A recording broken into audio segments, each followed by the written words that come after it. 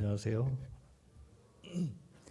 오늘 말씀은 시편 14편 1절 2절 말씀을 같이 보고 나누도록 하겠습니다. 시편 14편 1절과 2절입니다.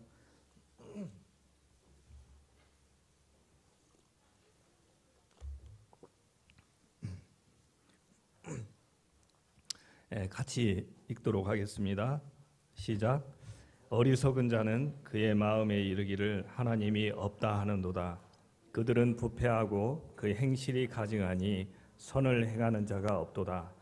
여호와께서 하늘에서 인생을 굽어 살피사 지각이 있어 하나님을 찾는 자가 있는가 보려 하신즉 다 치우쳐 함께 더러운 자가 되고 선을 행하는 자가 없으니 하나도 없도다. 오늘 주제를 제가 정해봤는데요. 어리석은 자의 외침이라고 주제를 정해봤습니다. 로마서 성경, 신약 성경 로마서를 보게 되면 온 우주 만물과 이 우리가 보는 이 모든 자연, 하늘, 땅, 태양, 공기, 물, 꽃, 나무, 짐승, 할 것 없이 모든 것이 하나님을 드러낸다고 말하고 있습니다. 또 거기다가 사람의 양심도 하나님을 드러낸다 이렇게 말하고 있습니다. 그래서 어떤 사람은, 어떤 그리스도인은 그렇게 말했어요. 온 우주 만물에는 하나님의 지문이 묻어 있다. 하나님 다 다루셨기 때문에.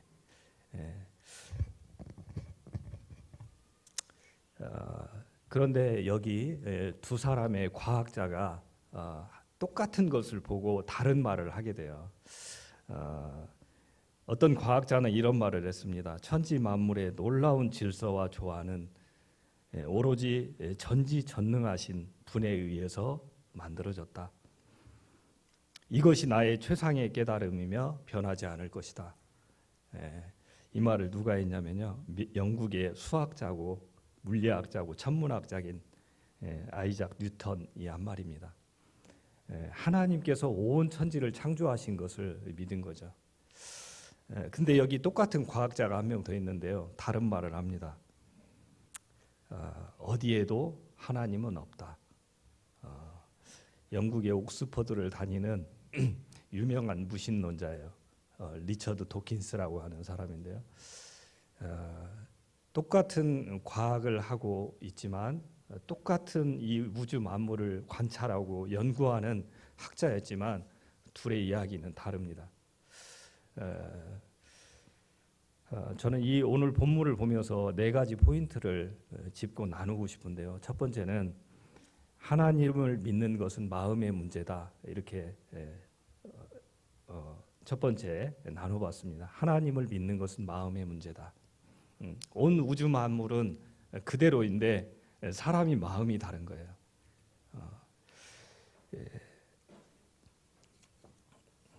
똑같은 것을 보는데 그 고백이 다른 거예요.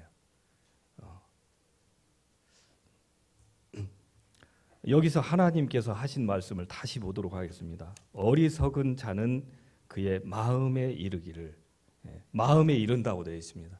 하나님이 없다 하도다. 여기서 이 어리석다라는 이 말은요, 무식하다, 못 배웠다 이런 뜻이 아니에요. 여기서 이 어리석다는 것은 하나님이 없다라고 스스로 자기의 마음에 그렇게 결단하고 그렇게 결정을 내린 사람을 뜻합니다. 그러니까 무식한 사람이 아닌 거예요. 공부를 못한 사람이 아닌 거예요. 그러니까 리처드 도킨스라는 그런 사람도 그렇게 세상에서는 똑부러지게 배웠다고 하는 사람이지만 하나님이 없다라고 말을 하는 것입니다.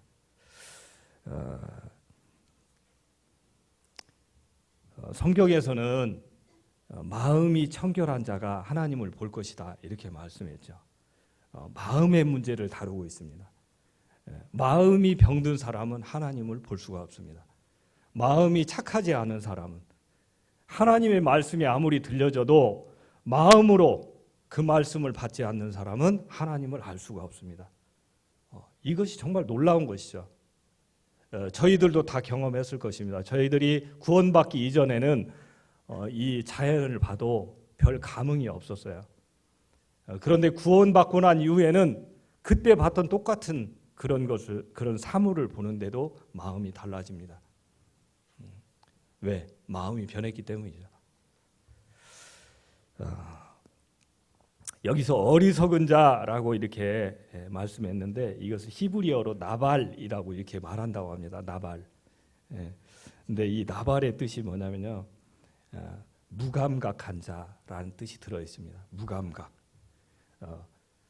하나님이 이렇게 버젓이 살아 계시면서 자신을 증거하고 드러내시는데도 불구하고 전혀 거기에 반응하지 못하는 무감각, 죽어 있다는 말입니다.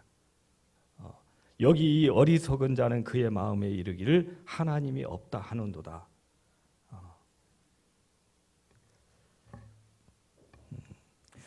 그러니까 하나님을 믿는 것은 공부 잘해서 똑똑해서 세상에서 말하는 그런 똑똑함 가지고 하나님 믿는 게 아니에요. 환경 때문에 하나님 믿는 거 아니에요. 결국은 그 마음으로 믿어 의에 이른다고 되어 있습니다. 하나님의 말씀, 또 이 세상을 바라보는 그의 마음, 그의 하나님이 창조하신 그 마음의 그 이성과 양심을 통해서 정말로 살아계신 진실하신 하나님을 인정하지 않을 수 없는 것. 그래서 믿게 되는 거죠. 첫 번째, 하나님을 믿는 것은 마음의 문제다. 두 번째는 어리석은 사람은 어리석은 짓을 한다. 여기에서 보면은 어리석은 자는 그의 마음에 이르기를 하나님이 없다 하는도다. 그들은, 그리고 하나님이 말씀하십니다. 그들은 부패하고 그 행실이 가증하니. 부패는 썩은 걸 말하죠. 그리고 그 행실이 가증하다, 이것은 가증한, 하나님이 보시기에 매우 싫어하는 것을 가증하다 이렇게 표현합니다. 여기서 지금 우리가 이 문장 그대로, 이 말씀 그대로 볼 수가 있죠. 그들은 부패하고 그 행실이 가증하니 선을 행하는 자가 없도다. 살아계신 하나님이 없다고 말하는 사람은 결국은 그 사람의 삶에서도 부도덕한 그런 삶이 나온다는 것이죠. 하나님 없다 그러고 끝나는 게 아니라는 거예요. 하나님이 계신 것이 진실이라면 그 진실을 외면하는 사람은 그의 삶에서 거짓이 나온다는 것입니다. 이 사실을 로마서에서 아주 분명하게 명시해 놓은 것이 있어요. 로마서 1장 28절인데요. 하나님을 마음에 두지 않는 사람의 모습이 나옵니다. 제가 평소에는 개역개정 성경을 많이 읽으시니까 오늘은 조금 더 이렇게 풀이된 성경으로 한번 제가 읽어드리겠습니다. 메시지 성경인데요. 로마서 1장 28절의 개역개정 성경에는 마음에 하나님 두기를 싫어하며 이렇게 되어 있는데 여기서는 좀 다른 말로 이렇게 써 있습니다. 그들이 하나님 인정하기를 귀찮아하자 하나님도 그들에게 간섭하기를 그만두시고 제멋대로 살도록 내버려 두셨습니다. 그러자 그야말로 지옥판이 벌어졌습니다. 악이 들끓고 욕망의 수라장이 벌어지고 악독한 중상 모략이 판을 쳤습니다. 시기와 무자비한 살인과 언쟁과 속임수, 그들은 이 땅을 지옥으로 만들어갑니다. 그들을 보십시오. 비열한 정신에 도끼에 일구이연하며 하나님을 맹렬히 욕하는 자들입니다. 깡패요 건달처럼 참을 수 없는 떠벌이들입니다. 그들은 삶을 파멸로 이끄는 새로운 길을 끊임없이 만들어냅니다. 그들은 자기 인생의 방해가 될 때는 부모조차도 저버립니다. 우둔하고 비열하고 잔인하고 냉혹한 자들입니다. 그들이 뭘 몰라서 그러는 것이 아닙니다. 그들은 자기들이 하나님의 얼굴에 침을 뱉고 있다는 사실을 너무도 잘 알고 있습니다. 하지만 그들은 개의치 않습니다. 오히려 가장 나쁜 짓을 가장 잘하는 이들에게 상까지 주고 있습니다. 로마서 1장 28절이 이렇게 되어 있습니다. 인간의 죄인된 인간의 모습을 아주 적나라하게 표현해 주고 있죠. 우리가 조금만 눈을 들어서 이런 관점에서 세상을 바라보면 하나님 말씀이 얼마나 정확한지 알 수가 있어요. 그리고 더 나아가서 이것은 죄로 얼룩진 우리 자신들의 모습이라는 것입니다. 우리 안에 내재되어 있는 죄성, 하나님 없이는 살 수 없는 우리 인간의 비참한 모습들을 지금 드러내 보여주고 있는 것입니다. 하나님을 인정하지 않는 그 모습 뒤에 숨겨져 있는 타락한 속성. 그래서 평소에는 아무렇지 않은 것처럼 아주 인간적인 것처럼 아주 자상한 것처럼 아주 선량한 것처럼 나타나지만 어느 때가 되면 무서운 발톱을 들이내세우고 방금 하나님께서 말씀하신 이 말씀처럼 그런 추악하고 탐욕한 모습으로 둔갑하게 됩니다. 이것이 지금의 이 세상의 정치판이요, 세계의 모습이요, 인간의 추악상인 것입니다. 역사적으로 볼 때 하나님에 대한 개념이 적으면 적을수록 거기에는 타락이 있었습니다. 하나님 없다는 믿음은 흔히 죄악된 삶으로 나타났습니다. 그러면 도대체 왜 사람들은 무엇 때문에 하나님을 거절하는 걸까요? 우리의 양심이 분명히 진실되게 살아야 함을 말해주고 우리의 양심이 적어도 하나님은 아닌지 모르지만 누군가가 계시다는 사실을 분명히 아는데도 불구하고 왜 이걸 거부하게 될까요? 도대체 왜 그런 걸까요? 하나님께서 계시면 무슨 큰일이라도 나는 건가요? 예. 예, 맞습니다. 큰일이 납니다. 첫 번째 큰일이 나요.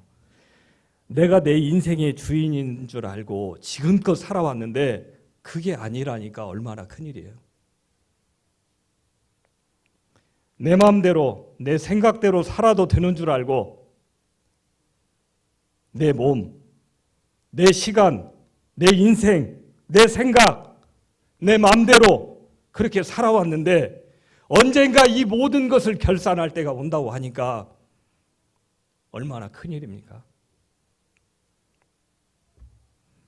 아무도 모르게 마음속으로 내가 죄를 지었다. 내가 마음속으로 했는데 하나님이 위에서 이렇게 그 속을, 그 동기를 다 보고 계신다고 하니까 이 얼마나 큰일이에요. 그래서 죄인된 속성은 하나님을 거부하게 되어 있습니다. 어둠을 좋아하는 사람에게는 빛이 싫은 거죠.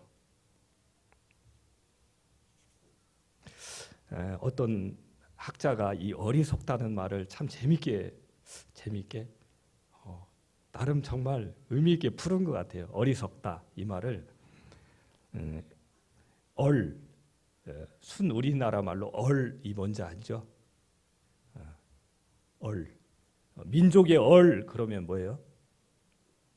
정신을 말합니다. 정신. 민족의 정신. 그래서 어리석다 이 말을 말 그대로 표현했어요. 어리석다. 정신이 썩었다. 로마서 1장에 보면 하나님 없는 이 어리석은 사람들에 대해서 표현한 말들이 있습니다. 들어보시기 바랍니다. 허망함, 어두움, 어리석음, 더러움, 부끄러움, 상실, 미련함, 거짓입니다. 하나님 없다고 말하는 그 사람의 마음은 이런 것들로 차 있다는 것입니다.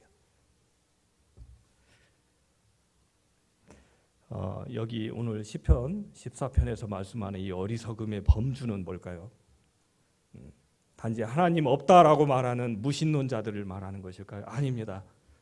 여기에서 말씀하는 것은 하나님이 있다고 말하면서도 여전히 하나님 없는 것처럼 사는 사람들도 포함되어 있다는 것입니다. 여전히 자기 뜻대로 자기 마음대로 살고 이 세상의 어떤 것들을 쫓아 사는 사람들, 그들을 통틀어서 어리석은 사람들이다라고 하나님 말씀하고 있다는 것입니다. 세 번째 포인트로 가면요, 어리석은 자가 아무리 하나님이 없다고 외쳐도 여전히 하나님은 굽어 보시고 계신다라는 것입니다. 하나님 없다고 아무리 외쳐도요, 버젓이 살아계시는 하나님이 없어질 수 없는 거죠. 어떤 고아가 그런 얘기를 했다고 합니다. 자신의 삶을 비관하면서 나는 부모 없어요.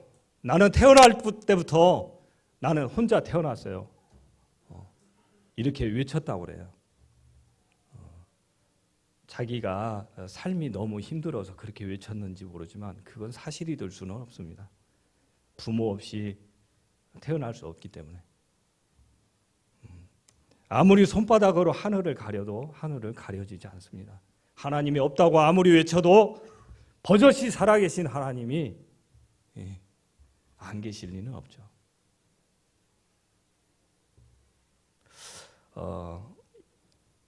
이렇게 하나님이 없다고 외치는 사람들을 이렇게 굽어 보시고 계시는 이 장면이 시편 2편에 나와 있습니다.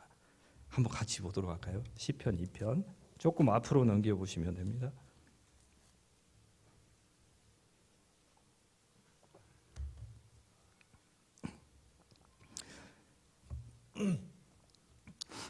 시편 2편 1절에서 4절까지 같이 읽도록 하겠습니다.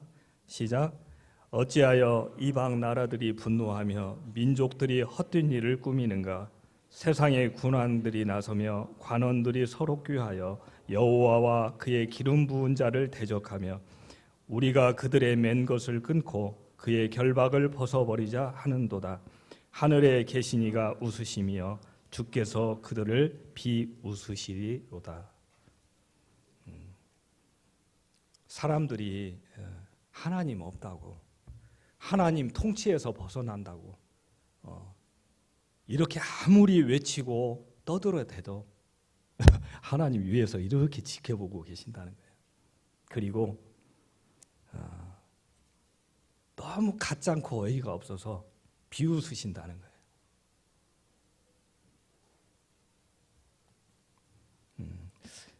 가소롭다 이렇게 말하죠.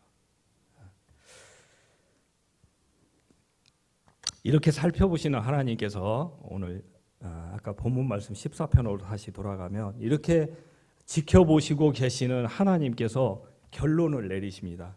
뭐라고 결론 내리냐면요. 시편 14편 2절입니다. 여호와께서 하늘에서 인생을 굽어 살피사 지각이 있어 하나님을 찾는 자가 있는가 보려 하신즉 살펴보신즉 다 치우쳐 함께 더러운 자가 되고 선을 행하는 자가 없으니 하나도 없도다. 이 결론을 하나님이 내려주십니다. 여기는 자연스럽게 로마서와 연결이 되죠. 모든 사람이 죄인이다. 성경에서는 분명히 말합니다. 죄인은 반드시 심판을 받아야 된다고 말합니다. 이건 우리의 양심적으로도 알 수 있는 거죠. 죄는 반드시 심판이 따라가야 맞습니다. 성경에서도 분명히 그렇게 말합니다. 모든 인간은 죄인이다. 고로 모든 인간은 죄에 대한 형벌을 받아야 된다는 것입니다. 그리고 성경은 또 말합니다. 그 형벌은 죽음이다. 사람끼리는 잘못을 해도 용서받을 수도 있고 용서해 줄 수 있습니다. 돈으로 잘못했다면 또 어떤 걸로 잘못했다면 그것을 대신 돈으로 갚아줄 수도 있습니다. 그러나 하나님 앞에서는 그럴 수 없습니다. 하나님은 우리가 돈으로 우리의 잘못을 갚을 수 있는 그런 분이 아닙니다. 하나님은 죽음을 말씀하고 있습니다.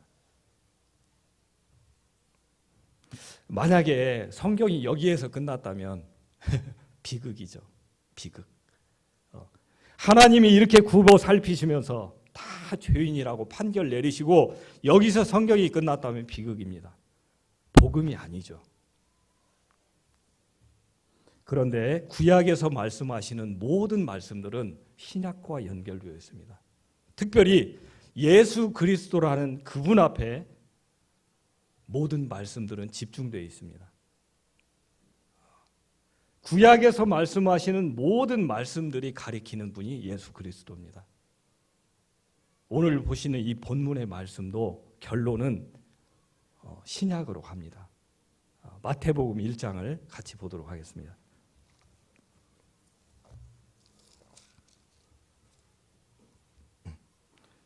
마태복음 1장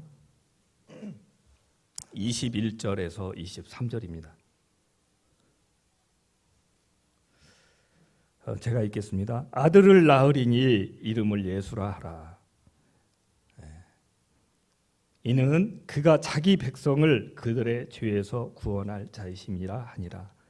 이 모든 일이 된 것은 주께서 선지자로 하신 말씀을 이루려 하심이니 이르시되 보라 처녀가 잉태하여 아들을 낳을 것이요 그의 이름은 임마누엘이라 하리라.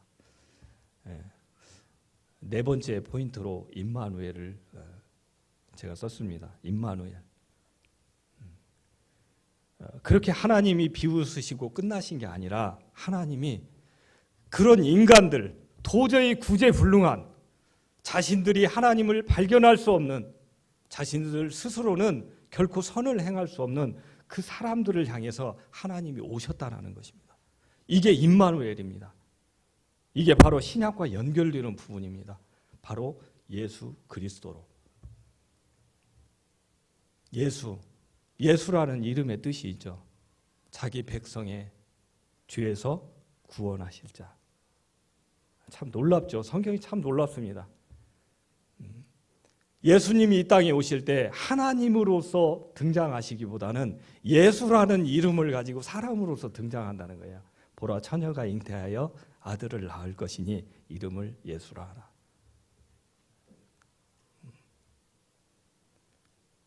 모든 것을 심판하시는 두려운 하나님이 아니라 인간을 너무나 사랑하셔서 그들의 죄를 사해 주기 위해서 이 땅에 오신 바로 예수 그리스도 임마누엘입니다. 임마누엘이라는 뜻이 뭔지 알죠? 하나님이 우리와 함께 계신다. 그러면 신약 시대만 하나님이 우리와 함께 계셨나요? 아니죠. 구약 때도 함께 계셨죠. 구약의 성막에 텐트에 하나님이 함께 계셨죠. 사람들 중심에 사람들 가운데 이 죄인들 가운데 오셔서 함께 하셨던 거죠.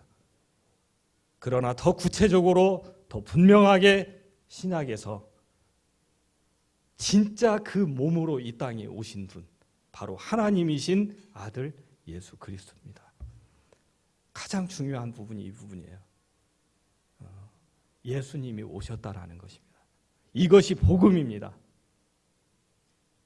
이것이 복음이에요. 이게 기쁨이에요.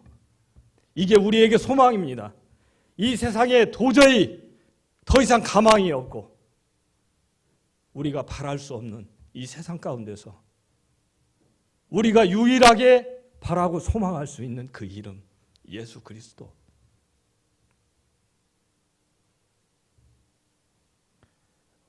우리 구원받은 모든 성도의 가슴 속에 영원히 지워지지 않는 그 이름, 예수 그리스도. 그분을 아는 것이 구원입니다. 그분을 믿는 것이 영생이에요. 그분을 내 마음속에 맞아들이는 것이 하나님의 자녀가 되는 것입니다. 복음이 다른 게 아니죠.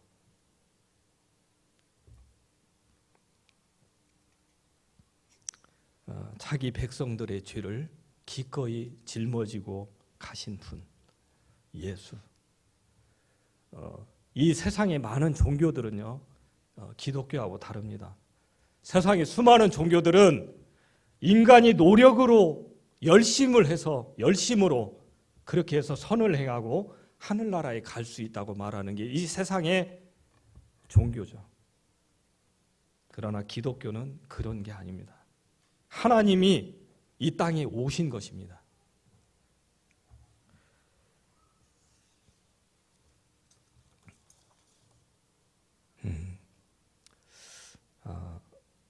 이 모든 사랑을 베풀어 주신 그 결정적인 장면이 바로 십자가잖아요. 십자가. 이 놀라운 소식을 하나님은 우리에게 주십니다. 그리고 실제로 예수님이 그렇게 십자가에서 죽으셨습니다. 피 흘려서. 이 사랑을 다 베풀어 주시고 나서 하나님은 성경에 아주 무시무시한 말들을 써놨어요. 무슨 말인지. 사람들은 이것도 아니고 저것도 아닌 양극단에 치우치기 싫어서 중도의 길을 때로는 가기를 원합니다. 그런데요, 성경은 그런 측면에서 굉장히 무서운 책입니다. 중간 길은 없습니다. 성경은 이렇게 말해요. 천국 아니면 지옥, 의인 아니면 악인, 빛 아니면 어둠, 하나님 아니면 사탄.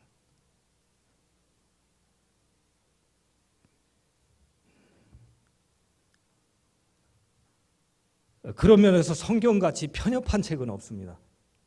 양자택일, 둘 중 하나. 흑백.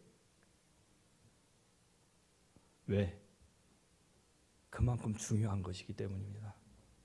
하나님을 믿지 않는 사람은 외통수에 걸리기 때문입니다. 하나님을 믿지 않는 사람은 그 사람이 갈 곳은 딱 한 군데밖에 없기 때문입니다.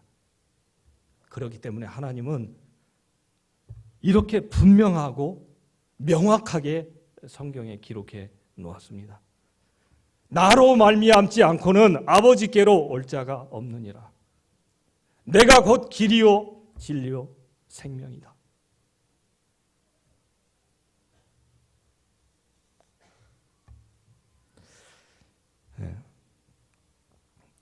어리석지 않은 우리가 되기를 바랍니다.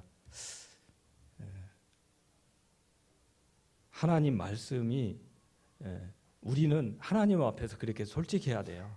하나님이 없다 이렇게 말하는 게 아니고 하나님에 대해서 잘 모르겠어요. 가르쳐 주세요. 하나님 믿고 싶어요. 이렇게 말해야 되는 것입니다. 그리고 하나님 말씀이 들려지게 될 때 진지하게 들어야 됩니다.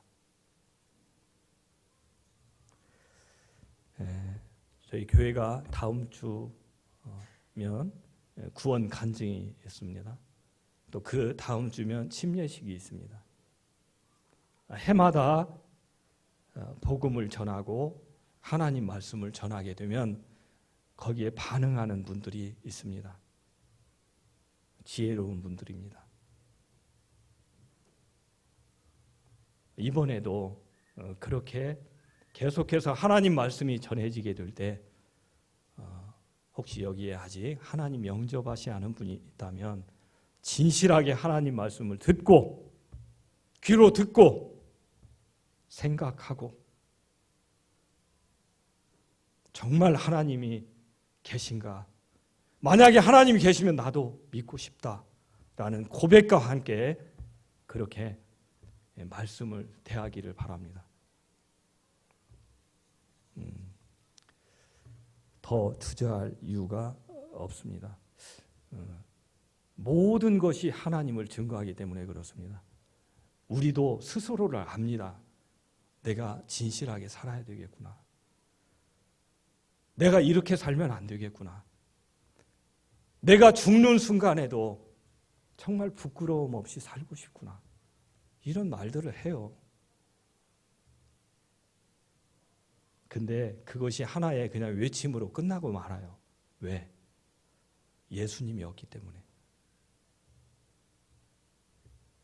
오늘 시편 14편 1절 2절을 통해서 하나님께서 우리를 구원하시기 위해서 이 땅에 오신 그 놀라운 사실, 그분이 바로 예수 그리스도라는 분, 그분을 믿는 것이 구원이다라는 사실을 저희들이 더 분명하게 알기를 바랍니다. 이미 믿는 우리들도 더 예수님 중심으로, 예수님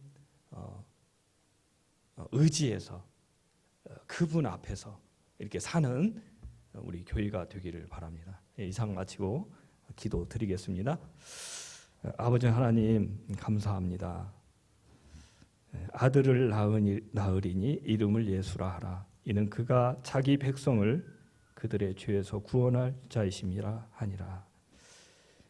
아버지 하나님, 소망 없는 저희들에게 하나님의 아들 되신 예수님 보내주셔서 감사합니다. 저희들의 모든 죄 용서해 주시기 위해서 예수님 보내주셔서 감사합니다. 그리고 예수님 믿게 해주셔서 감사합니다. 이제 저희 마음에 영원히 살아계신 주 예수 그리스도로 인해 저희들이 참으로 행복한 자 되었음을 고백합니다. 언제나 우리의 주 되신 주님을 찬양하고 높여드리는 그런 저희가 되기를 소망합니다.